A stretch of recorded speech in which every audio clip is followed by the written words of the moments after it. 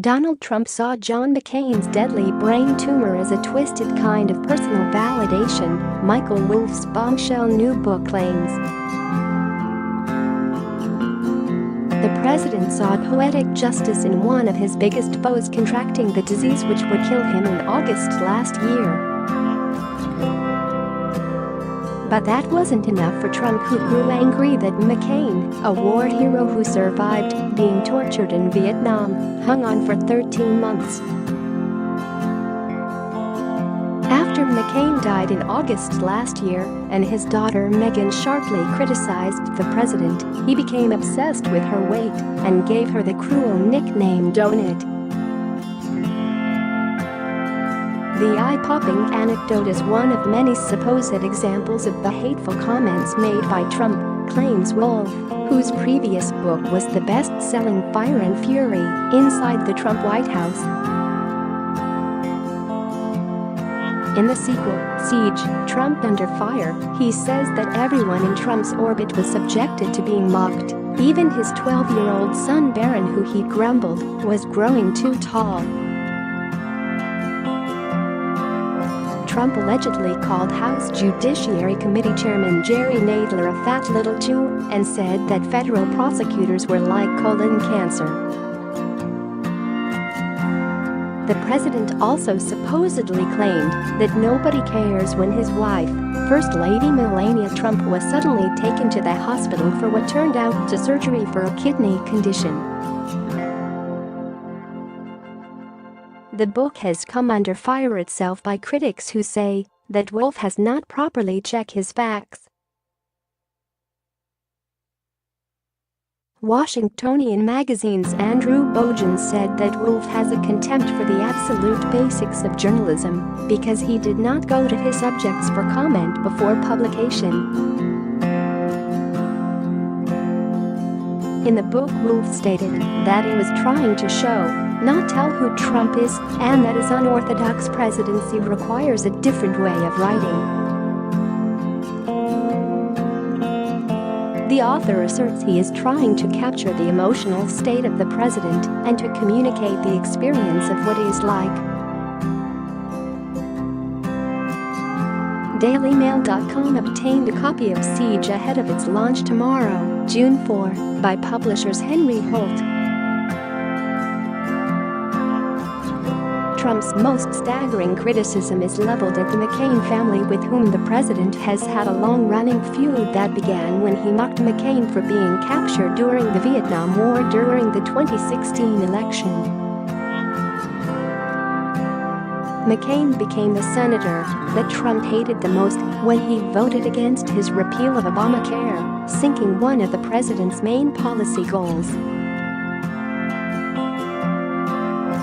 According to Wolff, when McCain made his tumor diagnosis public in July 2017, Trump said, You see what can happen." Then he would mime an exploding head.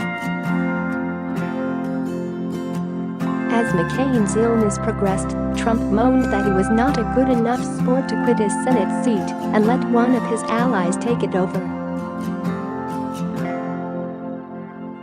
After McCain's death, Trump's hatred for him found an outlet in his daughter, who is a regular panelist on The View.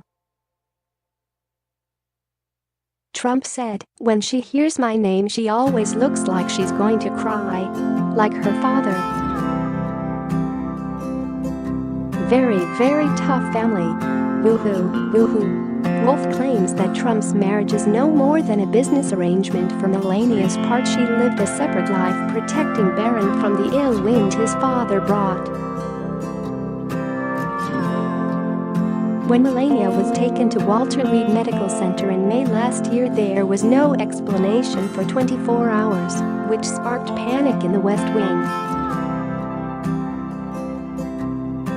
When asked by his then Chief of Staff John Kelly what was going on, Trump told him, "Nobody cares except the media," adding, "She's the First Lady, not the President." For her part, Wolff claims Melania has felt deeply uncomfortable in the White House and repeatedly told friends that "we don't belong here," as she preferred the comforts of Trump Tower.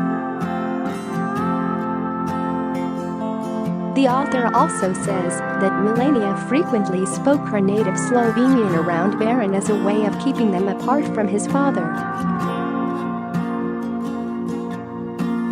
Trump had a fetish about being the tallest person in the room, and when Barron hit 12 years old and had a growth spurt, he joked, "How do I stunt his growth?" Wolff claims that Trump responded to the perceived challenge from his son with hostility and went out of his way to avoid him.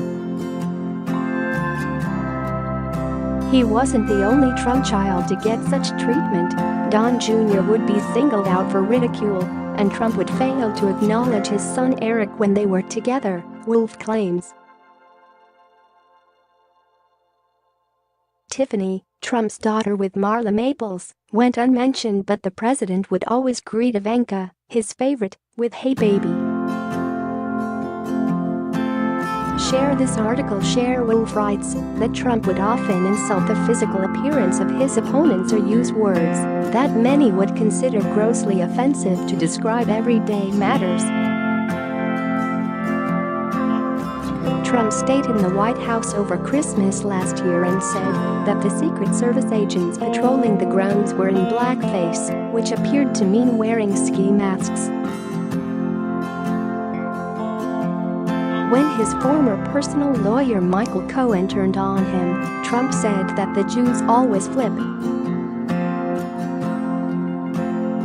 Trump dubbed Rex Tillerson, his former Secretary of State, Rex the Dog, accused his former economic advisor Gary Cohn of being gay, and spread rumors about the personal life of Dina Powell, his former Deputy National Security Advisor.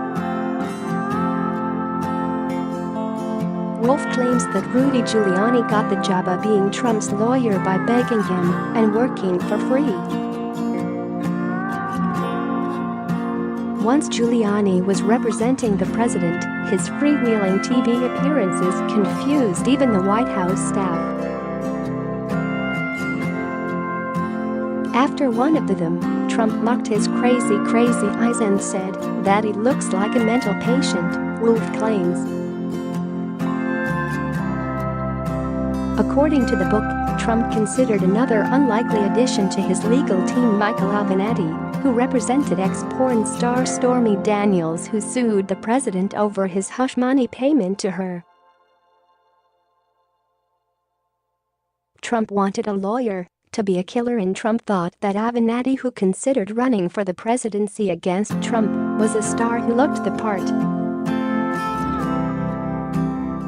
Trump once told his staff, "He's our star. Get me a star," but it never happened, and the president celebrated when Avenatti was indicted for allegedly misusing his client's money. Vice President Mike Pence fell under Trump's suspicions because he was too loyal and never questioned him. Trump thought that Pence was a religious nut and the stupidest man in Congress who had a secret agenda to replace him. The president was freaked out by Pence's wife, who he calls mother, and said that she really gives me the creeps. Among some staff, the hatred went both ways with Trump and his former chief of staff John Kelly, though he was deranged and mad. Trump thought Kelly was feeble and ready to stroke out Trump's former White House counsel John McCain supposedly used to sing under his breath the Taylor Swift song "This Is Why We Can't Have Nice Things," which finishes the line with the words, "because you break them." James Comey, the former FBI director who Trump fired, triggered an outburst from the president when he published his memoir A Higher Loyalty, Truth, Lies, and Leadership. Trump said, "Comey thinks I am stupid. I will show him how stupid I am. I will screw all of them." To a friend, Trump supposedly remarked one time, "Federal prosecutors are like a cancer, cancer." Trump's potty mouth was on full display during the filming of The Apprentice, the TV show which made him a household name. Eric Whitestone, a young sound engineer who worked on the show, recalled how somebody said the word "see" during filming, and we were told they could not say it. Trump said, "Why can't you say see. There? I've said it on TV. Now you can say it." Trump would say things to contestants like, "You're very pretty, stand up, walk over here, turn around." According to Whitestone, there was constant dialogue about who has better tits and lewd behavior, which led to Trump having fights with the producers about using it. Trump would say, "Why can't we? This is great. This is great television." Even NATO could not escape Trump's wrath, and he said that attending meetings at the organization bores the S out of me.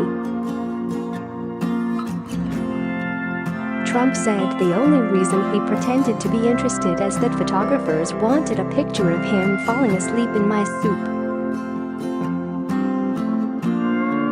Sometimes Trump was on the receiving end of invective from his staff, like Steve Bannon, his former chief strategist, who is a major source for Wolff's book. After Trump's summit in Helsinki with Russian President Vladimir Putin, Bannon thought that Trump looked like a beaten dog. Trump caused outrage at a press conference after the summit when he agreed with Putin that Russia did not hack the 2016 election, even though U.S. intelligence said it did.